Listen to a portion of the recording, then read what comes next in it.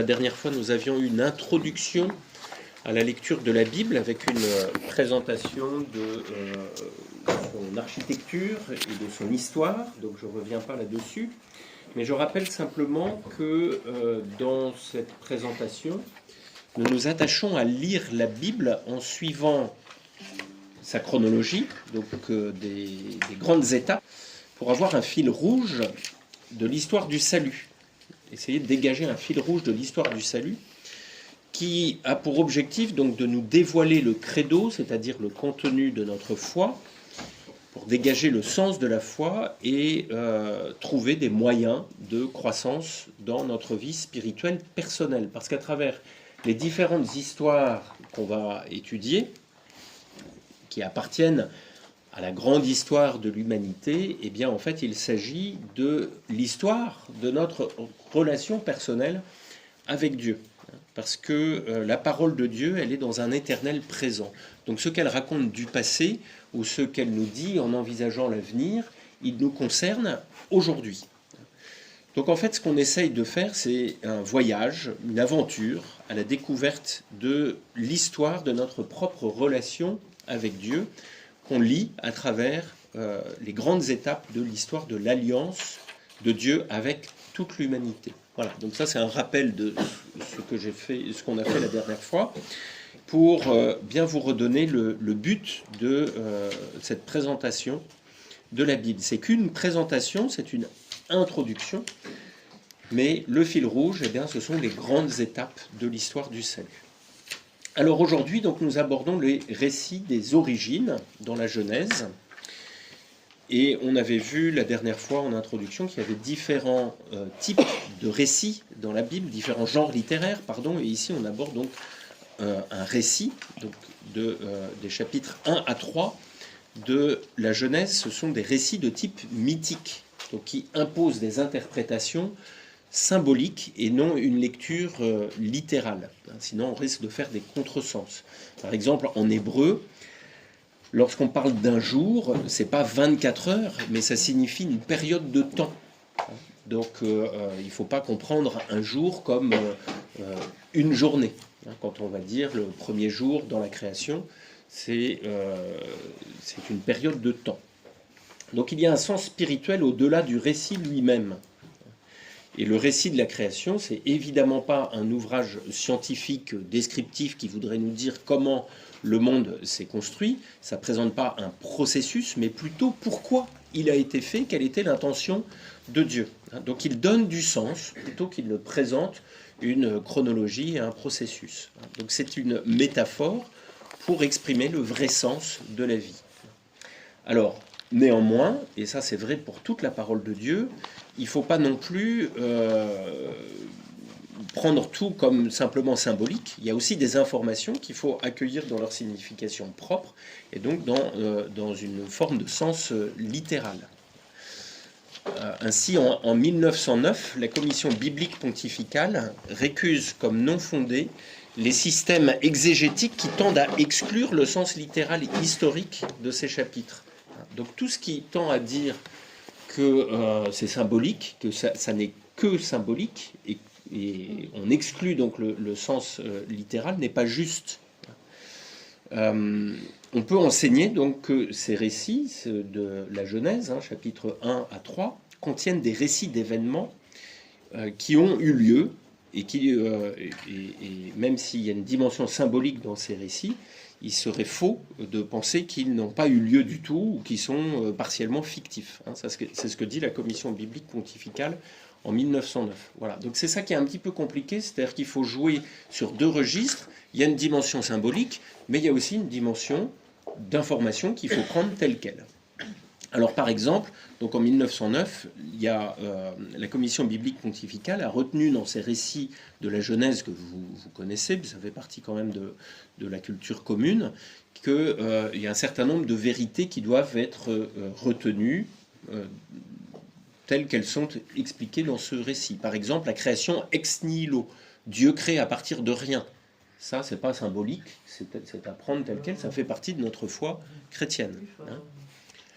La création spéciale de l'homme, le fait qu'il ait été voulu pour lui-même, ça c'est de foi. La création de la femme à partir de l'homme, que toute l'humanité descend d'un premier couple humain, ça aussi c'est à prendre tel quel, qu'à l'origine l'homme était dans un état d'innocence, de justice et d'immortalité, ça j'y reviendrai, qu'un commandement a été posé pour éprouver l'obéissance de l'homme, donc ce premier commandement que Dieu donne à l'homme. Donc tout ça, c'est des choses vraies qui font partie de notre foi. Que ce commandement a été transgressé à l'instigation du diable, la perte de l'état d'innocence, de justice et d'immortalité qui s'en sont suivis, et la promesse d'un rédempteur. Voilà. Bon, vous n'êtes pas obligé de noter tout ça, mais je le dis, vous pouvez le retrouver de toute façon dans ce texte de la Commission biblique pontificale de 1909. Voilà, donc c'est juste des exemples que je vous donne pour dire qu'il ne faut pas exclure globalement le sens littéral. C'est pas parce qu'il y a une dimension symbolique que ce texte n'est pas vrai. Il nous dit des choses vraies sur notre foi. Voilà, donc ça c'est en préambule pour que on puisse bien comprendre ce récit des origines qui nous oblige à une lecture symbolique pour en dégager le sens spirituel, mais qui nous oblige aussi dans la foi à tenir un certain nombre de vérités révélées à travers ce récit. Un premier aspect donc de ce récit des origines, avec la création, avec cette succession de jours, ça nous montre que la création ne s'est pas faite en un jour, mais qu'elle procède d'une succession. Donc là, on peut voir aussi, d'ailleurs, dans la succession de ces jours, qu'il y a une certaine conformité avec la théorie de l'évolution, qui a été découverte bien plus tard, évidemment, comme vous le savez, mais qui correspond finalement, grosso modo, à cette chronologie qu'on va trouver dans la Genèse. Mais ce n'est pas ça le plus important. Ce qui est important, c'est que le récit de la création va nous donner le sens du temps et de cette succession d'événements dans la création. Alors, pour commencer, justement, la Genèse, ça commence par « au commencement ». Donc en hébreu, le mot c'est « Bereshit », qui veut dire « commencement ». C'est le premier mot de la Bible. C'est le premier mot aussi de l'évangile de Jean. Au commencement était le Verbe. Et ça commence par la deuxième lettre de l'alphabet, le B, pour dire que Dieu est premier. C'est lui qui est l'alpha, ou aleph en hébreu. Donc là, c'est Bet, Bereshit, deuxième lettre de l'alphabet, parce que Dieu, qui préside à toute la création, lui est l'alpha, le premier. Donc ensuite, on va voir dans cette création qu'il y a un chaos initial, un tohu-bohu en hébreu, qui signifie qu'il n'y avait pas de forme au sens philosophique. La matière était informe. Donc incohérente, en désordre, elle n'avait pas de finalité, pas d'ordre. Et c'est précisément ce que Dieu va donner en créant, il va donner un ordre. Voilà, et alors ensuite, donc, on va voir donc, les différents jours qui se succèdent, donc ces différentes périodes de temps. Premier jour, c'est la création du temps qui s'impose comme une limite à l'éternité. Donc, je vous renvoie, je ne lis pas les passages dans la Bible, vous les relirez chez vous, mais voilà, vous les connaissez. Premier jour, c'est la création du temps qui se pose comme une limite à l'éternité. Et j'insiste sur cette question de limite, parce qu'en fait, tout ce récit de la Genèse va mettre en lumière cette dimension de la limite et cette réalité bonne qu'est la limite, sans laquelle nous ne serions pas nous-mêmes, puisque nous sommes des êtres limités, et qui fait justement toute notre différence d'avec Dieu, et qui va donc poser les fondements de cette alliance qu'il va vouloir vivre avec nous. Donc premier jour, création du temps comme limite de l'éternité. Deuxième jour, création de l'espace comme une limite à l'infini de Dieu. Troisième jour, création de la vie, qui est comprise donc comme un mouvement inhérent en soi, Voilà. Être vivant, c'est avoir du mouvement en soi et pouvoir se développer par soi-même. Mais cette vie, elle reste vide et elle se pose finalement comme une limite à l'inamovible. Dieu, il est celui il est le premier moteur, mais lui-même n'est pas mu, sinon par lui-même. Voyez. Donc il y a une troisième limite là qui est donnée avec cette création du mouvement, alors que Dieu, lui, est inamovible. Il ne peut pas changer. Quatrième jour, avec la création des étoiles, on voit que ces astres vont venir réguler, commander, séparer, servir de signe dans le vide. Toutes ces expressions, vous les retrouvez dans le texte. Elles viennent réguler, commander, séparer, servir de signe dans le vide. Donc on voit apparaître une forme de cohérence et de gouvernance à ce que Dieu est en train de créer. Donc pour ordonner ce monde limité qui voit le jour. Donc cinquième jour, création des poissons et des oiseaux qui viennent remplir la vie et ces espaces, le ciel et la mer, pour ordonner ce foisonnement. Comme si tout ce qui avait été conçu était fait pour eux. Voilà.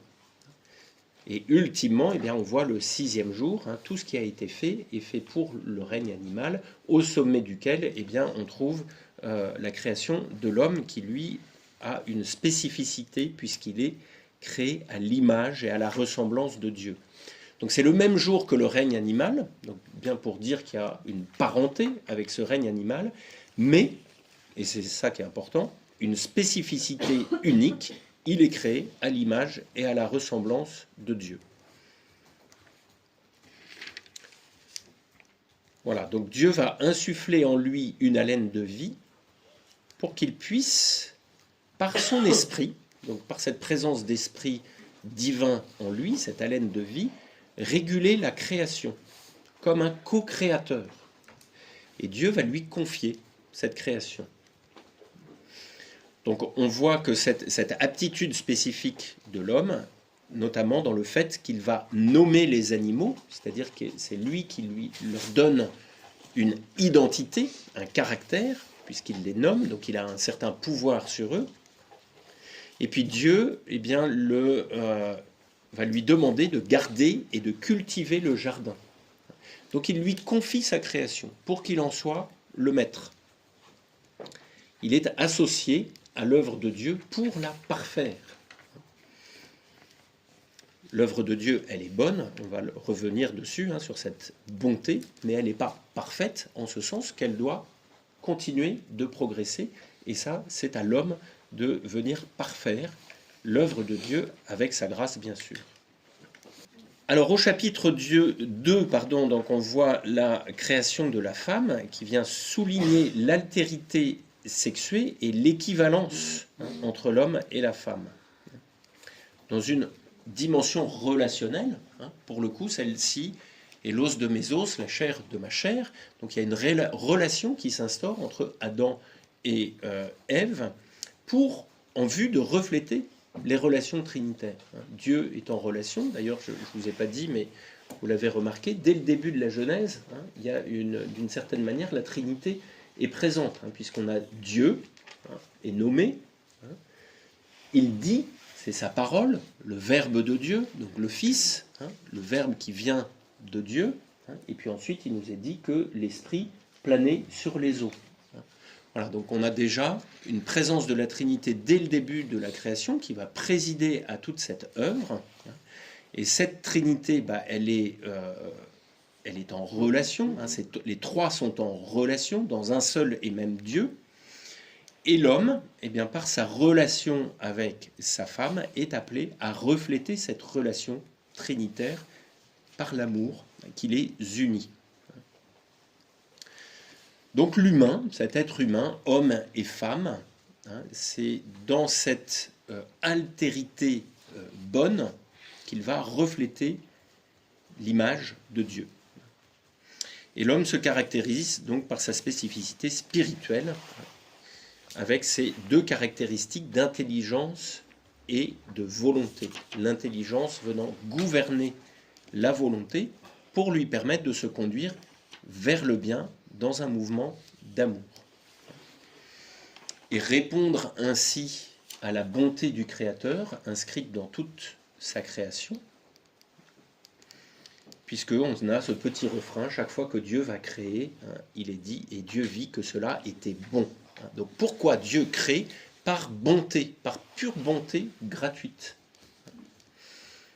Et pour que sa bonté soit reflétée dans l'ensemble de sa création, qu'il confie à l'homme, qui lui-même est appelé à être à son image et à sa ressemblance, donc à le refléter plus parfaitement.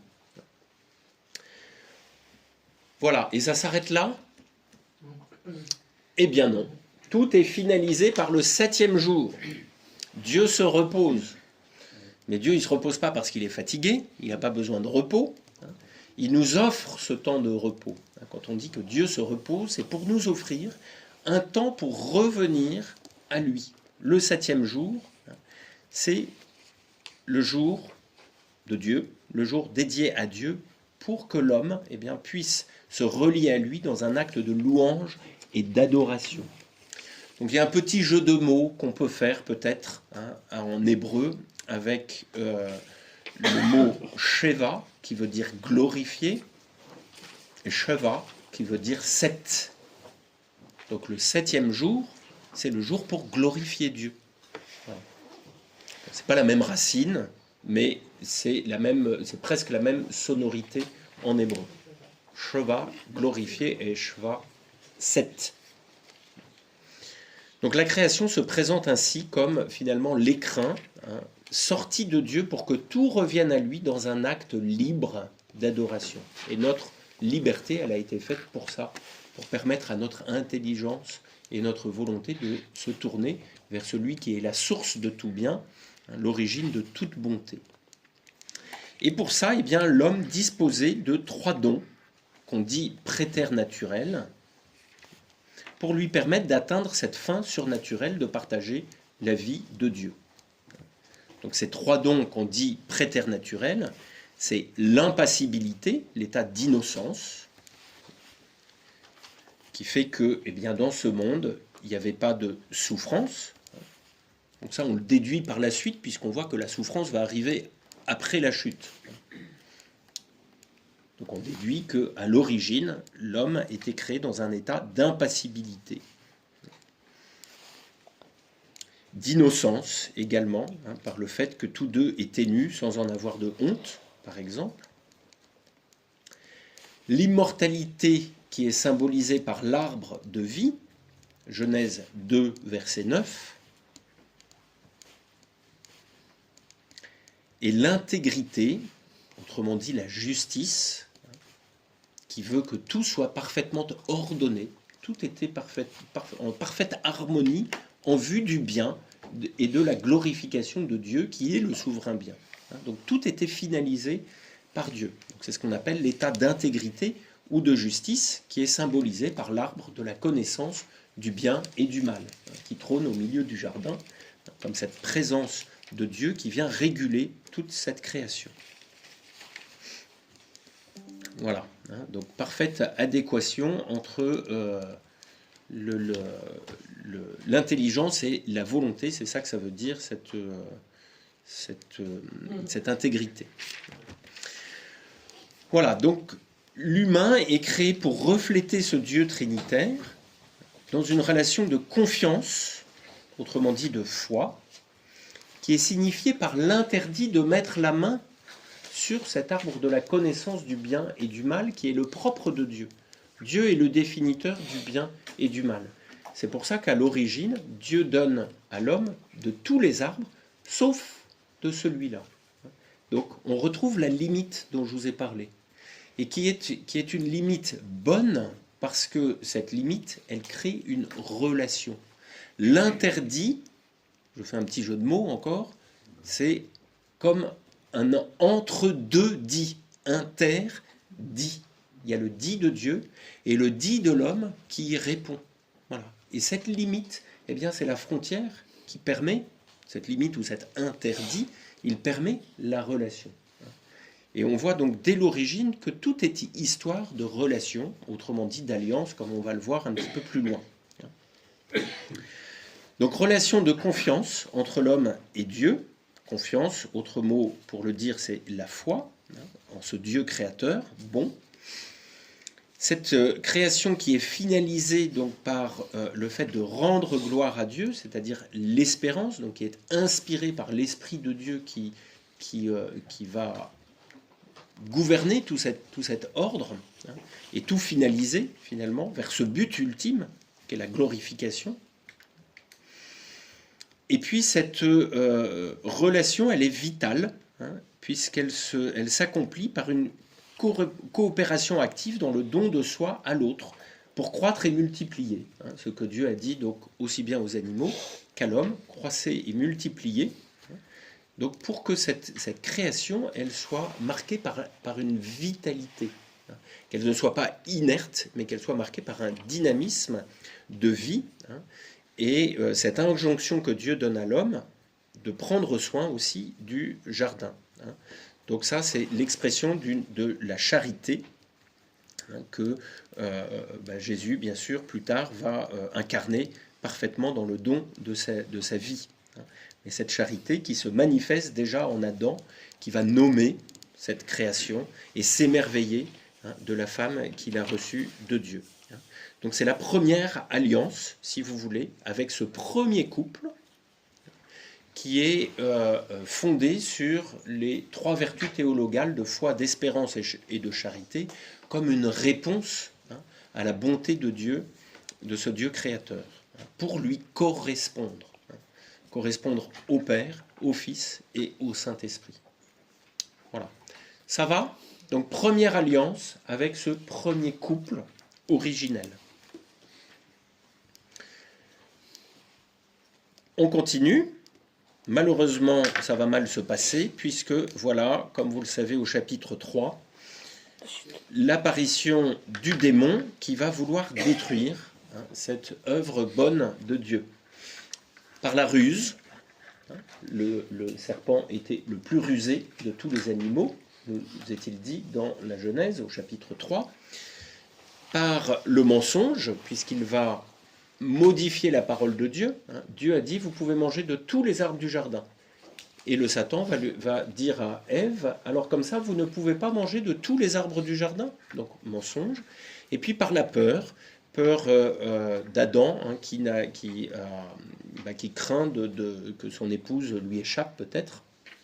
Voilà, mais en tout cas, la peur aussi dans cette idée de défiance que le diable va instiller par rapport à Dieu. Donc, Adam et Ève désobéissent, mangent de cet arbre de la connaissance du bien et du mal, c'est-à-dire ils mettent la main sur Dieu et sur ce qui n'est pas, ce qu'ils ne sont pas en mesure de porter, de définir le bien et le mal. Ce n'est pas, c'est au-delà de leurs limites. Donc ils mettent la main au-delà de leurs limites. Et ils veulent acquérir ce que Dieu voulait leur donner et leur avait déjà donné en plénitude par eux-mêmes. Donc cette alliance, elle est rompue. Il y a une défiance vis-à-vis du Père. L'envie et la volonté de puissance, avec ce désir de prendre et de dominer, qui est l'opposé de l'attitude filiale du Fils qui se reçoit. Adam et Ève, ils se recevaient de Dieu et ils étaient... toute leur vie était finalisée par rendre gloire à Dieu le 7e jour, comme je l'ai dit. Donc là, ils veulent mettre la main sur Dieu et sur ses dons, donc une captation, si vous voulez, plutôt qu'une réception. Et puis la maîtrise, plutôt que l'espérance patiente des dons de Dieu. Plutôt que d'attendre ce que Dieu voulait leur donner, eh bien, ils ont voulu maîtriser. Donc c'est une forme d'atteinte à l'esprit de Dieu et à l'espérance qui leur était donnée. Voilà.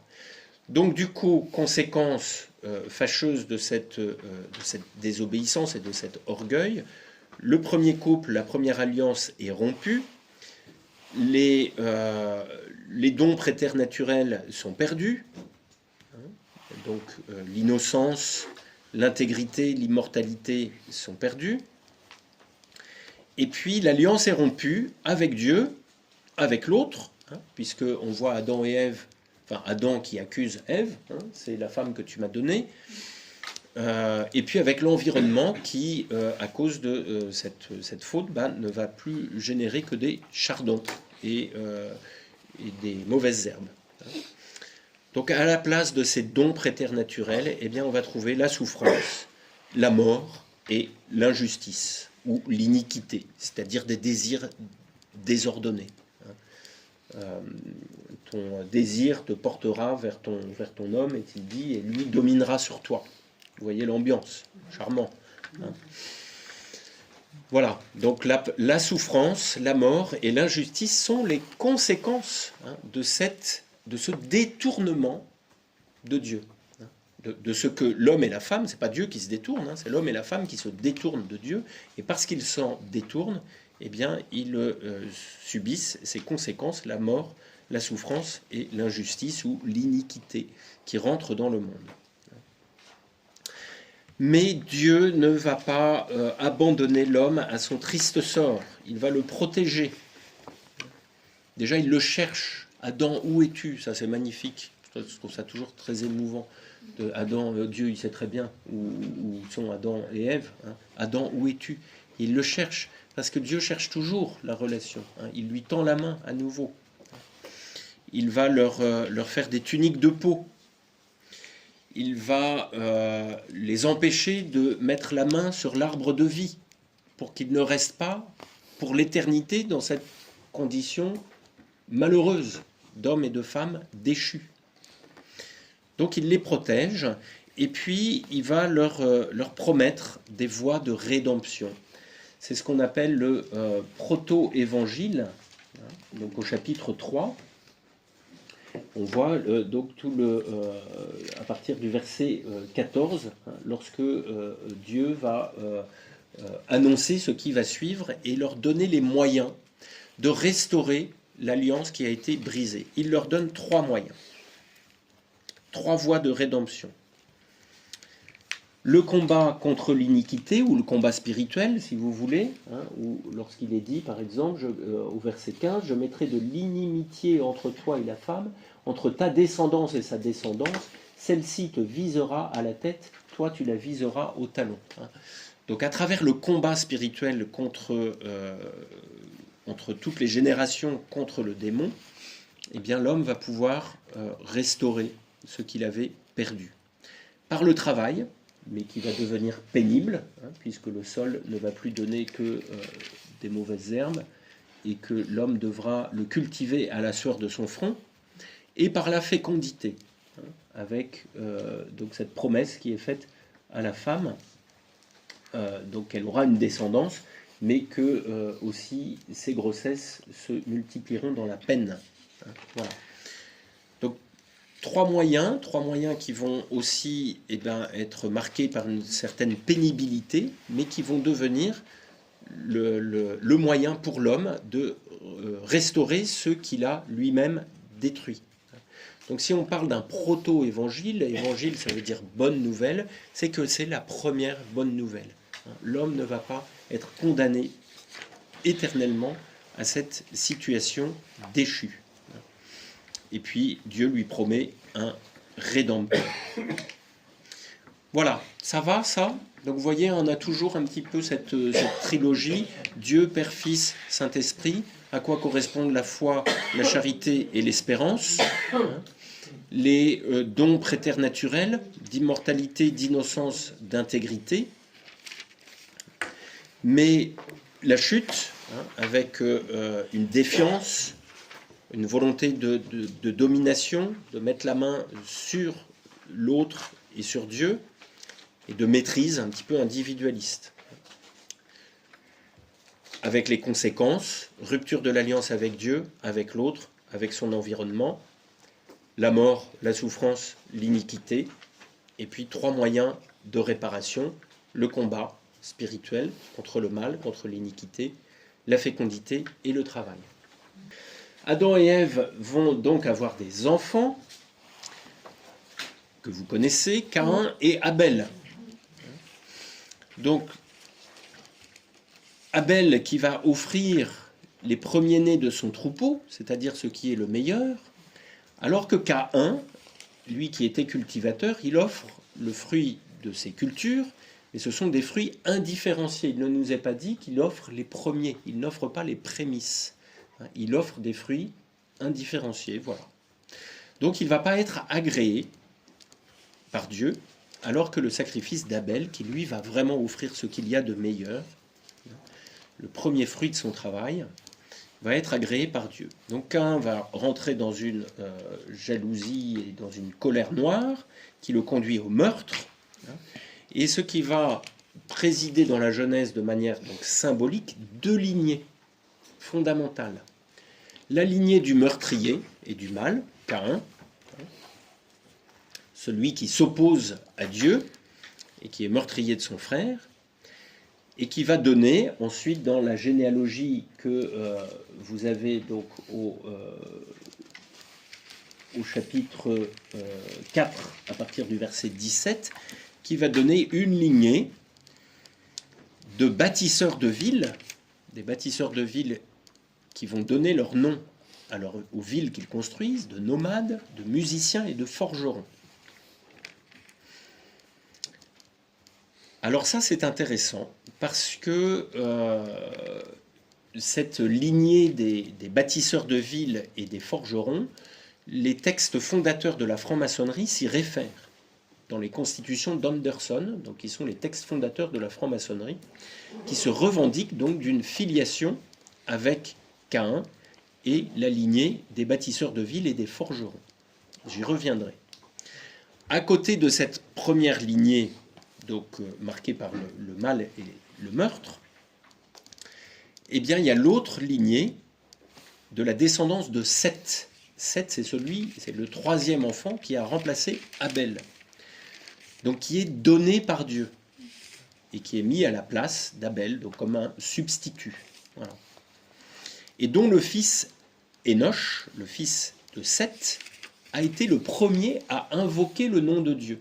Genèse 4, 26. Donc cette lignée de Seth, eh bien, c'est la lignée des fils de Dieu, des adorateurs tournés vers le bien.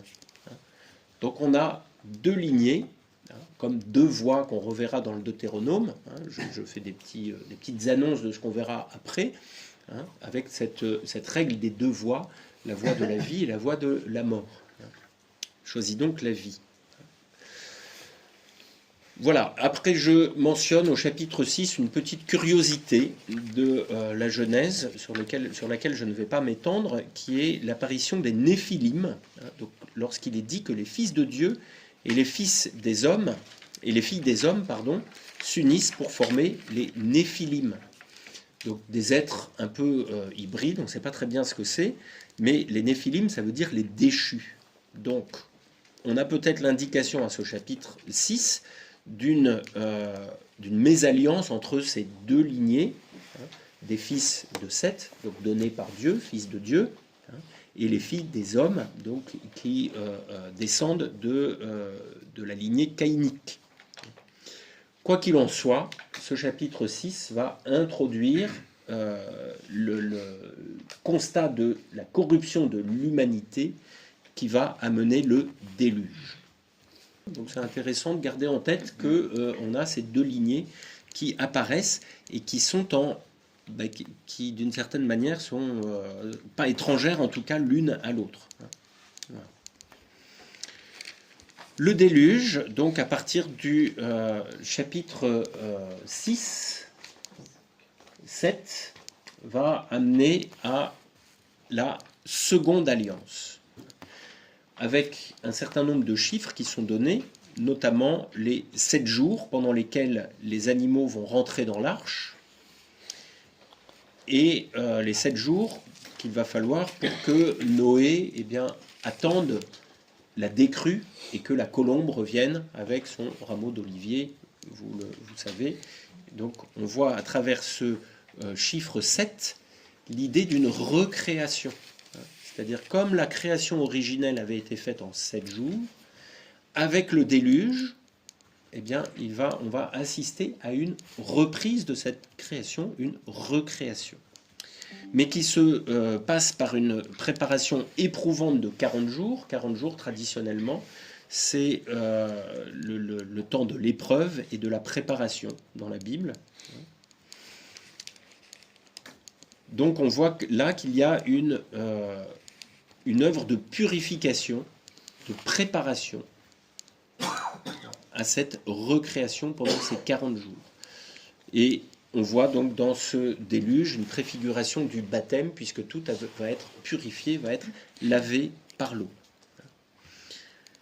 Vous avez noté aussi que Noé est bien monté dans l'eau avec les animaux, donc 2 couples pour les animaux impurs, et 7 couples, encore 7, pour les animaux purs, qu'il va offrir en sacrifice.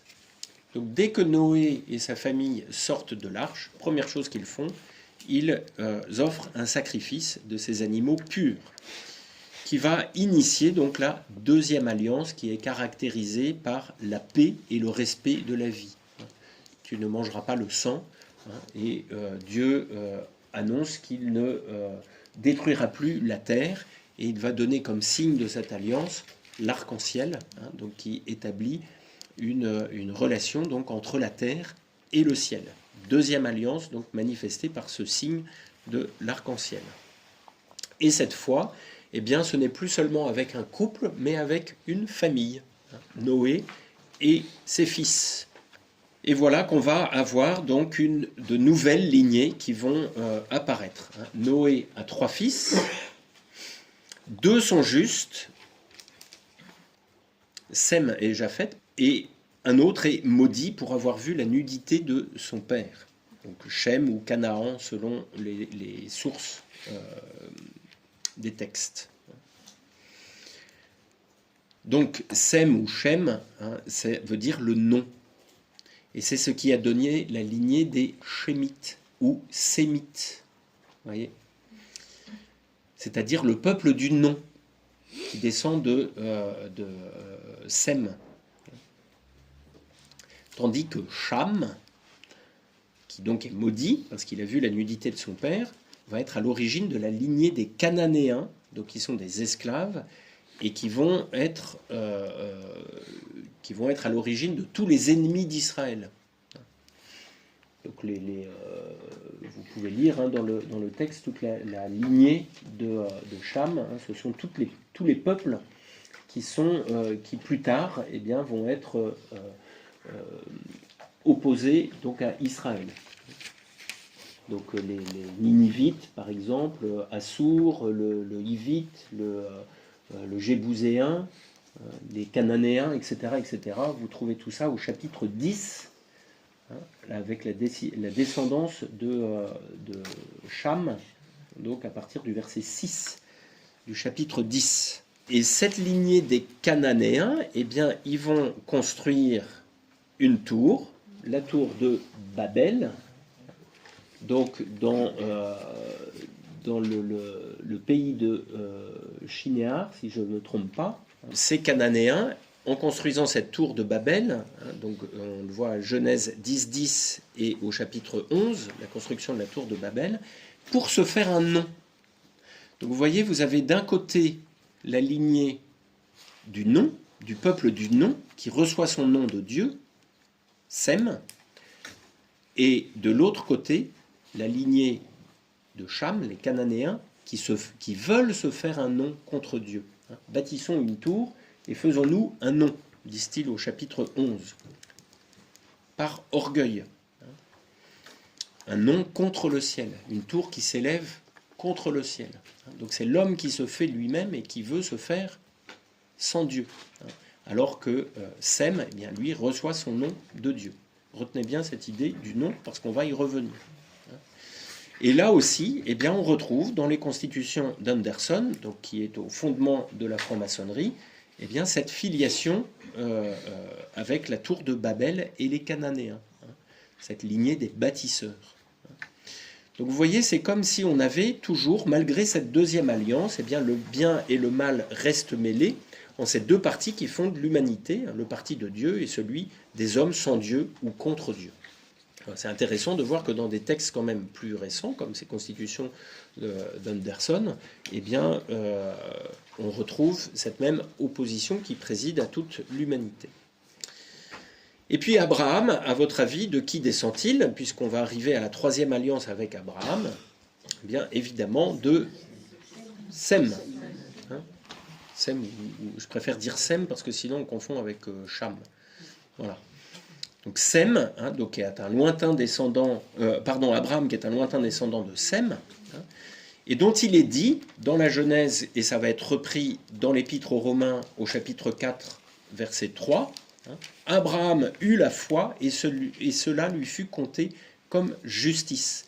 Donc c'est la foi qui va être au fondement, à l'origine de cette troisième alliance qu'on va voir maintenant. C'est donc dans la confiance en Dieu qu'elle est bâtie cette nouvelle alliance, puisqu'il va écouter Dieu, qui lui demande de quitter son pays, sa parenté et la maison de son père. Vous voyez, 3 choses aussi là, à quitter. Il y a toujours ce rythme un peu ternaire, là, avec ces 3 évocations. Il quitte son pays, sa parenté et la maison de son père, pour reconstruire, donc en abandonnant ce que lui-même avait construit par lui-même, eh bien, il va recevoir un pays, va vers le pays que je te montrerai, je te ferai devenir une grande nation, je te bénirai, je rendrai grand ton nom. Donc il a quitté sa parenté, mais il va retrouver un nom. Et par toi se béniront toutes les familles de la terre. Donc il va donner une large bénédiction, une bénédiction universelle à travers lui, à partir de la nation que lui-même va fonder. Je te ferai devenir une grande nation, je te bénirai, par toi se béniront toutes les familles de la terre. Donc vous voyez que cette troisième alliance, donc la vocation d'Abraham, qui va se réaliser un petit peu plus tard dans la conclusion de l'alliance, là on est juste dans l'appel de Dieu, au chapitre 12, Dieu appelle Abraham et il lui fait cette promesse, et puis l'alliance ensuite elle va être conclue au chapitre 15 un petit peu plus tard. Mais déjà cette promesse, elle a 3 aspects. Cette troisième alliance, elle s'appuie sur 3 promesses à réaliser pour l'avenir. La promesse d'une terre où s'établir, d'un nom qui va fonder une dynastie royale, et d'une nation par laquelle seront bénies toutes les nations sur la terre, c'est-à-dire une bénédiction universelle. Une terre, un nom, une bénédiction. 3 promesses qui vont s'accomplir tout au long de l'histoire du salut. Donc, retenez bien ces 3. Une terre, un nom, et puis une nation qui va être à l'origine d'une bénédiction universelle. Donc déjà au chapitre 15, on va voir que Abraham va s'établir sur cette terre que Dieu lui a promis. Chapitre 15, donc Abraham s'établit sur cette terre promise par Dieu et qui sera plus tard reconquise par Josué. Donc vous voyez, là je pose simplement des pierres d'attente de ce qu'on va voir plus tard. Je vous rappelle, on essaie de tirer un fil rouge. Donc là, voilà, on a des attentes pour ce qui va se réaliser plus tard. C'est Josué qui va rentrer plus tard dans la terre promise. Mais déjà, Abraham s'y établit au chapitre 15 de la Genèse. Ensuite, la promesse d'une descendance et d'un nom, d'une famille, d'une destinée, eh bien, commence à s'accomplir au chapitre 17 avec la naissance d'Isaac, qui est lui-même l'ancêtre du roi David, donc de toute cette dynastie davidique, des rois qu'on verra plus tard et qui vont porter cette histoire du salut. Et puis au chapitre 22, qui est le sacrifice d'Isaac, qui annonce Jésus, par qui va se réaliser cette bénédiction universelle pour toutes les nations, à partir de cette nation sainte qu'est le peuple hébreu, le peuple élu, le peuple du nom. Vous avez compris ? hein. Donc retenez bien hein, cette troisième alliance avec ces trois piliers, ces trois promesses, hein, une terre, un nom et une nation qui va aboutir à une bénédiction universelle. Donc on a eu un couple, on a eu une famille, et maintenant on a une tribu, hein, la base d'une nation, hein, qui montre en fait cet élargissement de l'alliance qui a été rompue par la faute du péché originel. Et donc cette alliance, eh bien, elle s'élargit en dépit du mal qui subsiste à travers ces différentes lignées. On aurait pu penser que avec le déluge, eh bien, il n'y avait plus de mauvaises lignées, qu'on allait repartir sur des bonnes bases. Eh bien non, on a vu avec Canaan, hein, avec Cham, eh bien, que le mal subsiste hein, dans le monde. Et cette alliance, eh bien, en dépit du mal, elle s'élargit et elle se cristallise autour de ces trois promesses, une terre, un nom et une bénédiction universelle à partir d'une nation, pour restaurer cette alliance originelle qui a été rompue par le péché. Alors on peut se poser la question, eh bien, comment s'accomplit dans nos vies cette alliance? Voilà, avec ces trois dimensions hein, qu'on a vues qui sont toujours présentes dès l'origine et qui sont reprises à chaque fois par Dieu, qui va nous redonner toujours différents moyens hein, de restaurer l'alliance avec lui, Père, Fils et Saint-Esprit, hein, par la foi, l'espérance et la charité, en nous donnant donc sa grâce pour que nous puissions vivre pleinement en relation avec lui. Voilà, donc moi je vous laisse sur cette question, puisqu'on arrive bientôt à la fin, pour que vous ayez 10 minutes pour poser des questions. Comment se réalisent ces promesses dans ma vie aujourd'hui? Ça peut être un bon moyen d'avoir une lecture spirituelle de la Bible, puisque on va lire maintenant les patriarches, hein, donc du chapitre 12 au chapitre 50 de la Genèse, c'est toute l'histoire des patriarches. Vous n'êtes pas obligé de tout lire, mais vous le pouvez si vous voulez. La Genèse, c'est passionnant, mais je vous invite à faire plus particulièrement attention au chapitre 22, c'est le sacrifice d'Isaac. Au chapitre 27, c'est l'histoire de Jacob et de son frère Ésaü. Donc là aussi, on a deux frères qui vont s'opposer. Et le chapitre 37 et suivant, c'est l'histoire de Joseph et de ses frères. Voilà, bon, j'aimerais bien qu'on lise tout, mais c'est pas possible. Donc je fais trois petits focus sur le chapitre 22, le chapitre 27 et le chapitre 37 et suivant, parce que le chapitre 37, c'est que le début de l'histoire de Joseph et de ses frères. Mais vous voyez bien que cette histoire de salut, elle s'inscrit dans le temps, hein, dans une lignée, dans une généalogie. C'est pour ça que les généalogies sont si importantes dans la Bible, et parfois on saute à pieds joints dessus parce que ça nous barbe, mais elles nous disent que Dieu vient nous rejoindre dans le temps, dans l'histoire de notre famille humaine et de nos familles, avec voilà, papa, maman et les frères et sœurs. Hein.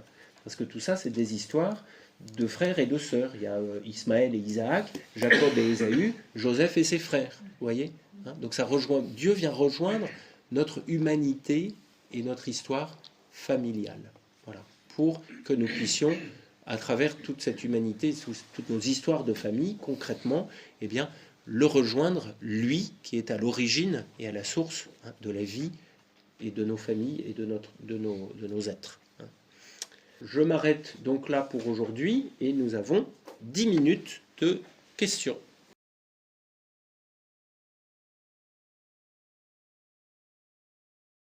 Première alliance, Adam et Ève, le couple. Deuxième alliance, Noé, avec une famille. Troisième alliance, avec Abraham, qui est à l'origine donc d'une tribu et d'une nation.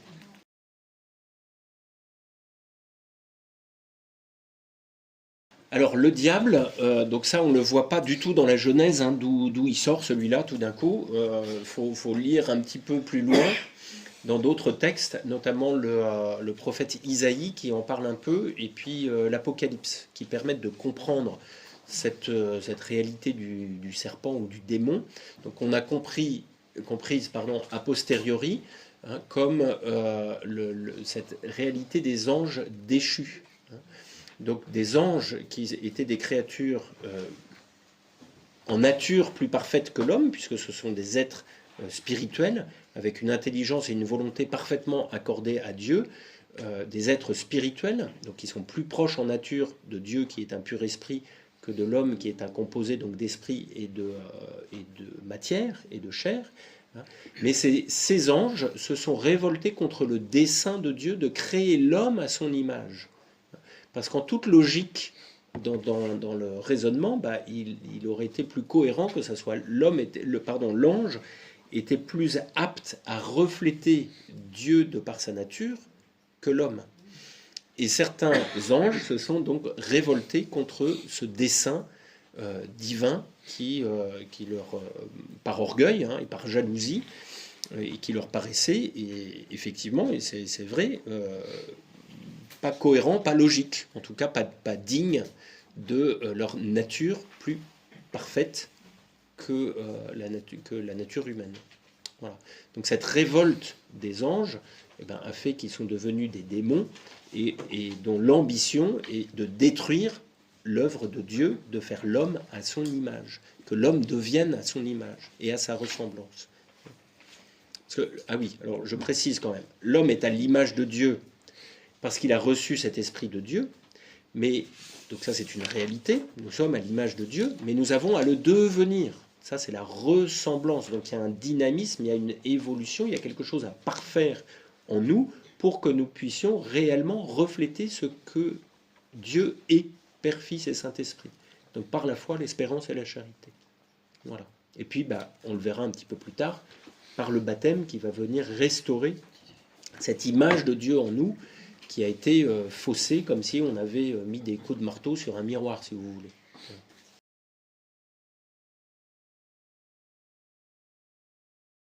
Alors pas dans sa création, puisque toute sa création est bonne. Mais effectivement, le mal existe puisque les anges se sont révoltés contre cette création. Hein, mais ils n'atteignaient pas la création puisque justement l'homme ne pouvait pas mettre la main sur l'arbre de la connaissance du bien et du mal. Et c'est à partir du moment où il va vouloir devenir lui-même le définiteur du bien et du mal, qui permet au mal de se répandre dans le monde. Cette limite que Dieu avait fait, en fait, elle n'était pas accessible à la création et à l'homme. Et alors c'est là qu'on touche plus au symbole, c'est-à-dire que cette dualité, elle est présente en puissance, mais elle n'est pas réalisée. Comment dire? C'est-à-dire qu'il y a une possibilité à partir du moment où l'homme se détourne de l'ordre bon que Dieu a mis dans sa création, le mal va y venir. Mais elle n'existe pas réellement, mais elle existe possiblement, en puissance, mais pas réellement. Ce qu'il faut bien comprendre, en fait, c'est que... alors pour nous, c'est difficile à comprendre parce qu'on est tous marqués par une conception de la liberté et d'indifférence qui vient de Guillaume d'Occam, qui a pensé que la liberté, c'était un choix indifférencié entre le bien et le mal. Alors qu'en fait, avant Guillaume d'Occam, donc au XIVe siècle, si je ne me trompe pas, pardon si je fais une erreur, avant, les philosophes antiques et jusqu'au Moyen-Âge pensaient la liberté comme une aptitude à choisir le bien. Et notre intelligence et notre volonté sont faits pour ça. C'est-à-dire que l'intelligence, c'est une faculté à discerner le bien et donc à commander à la volonté de se diriger vers le bien et de le choisir. Voilà. Donc la liberté que Dieu donne à l'homme, c'est une liberté de mettre son intelligence et sa volonté en adéquation au bien de la création qu'il lui propose.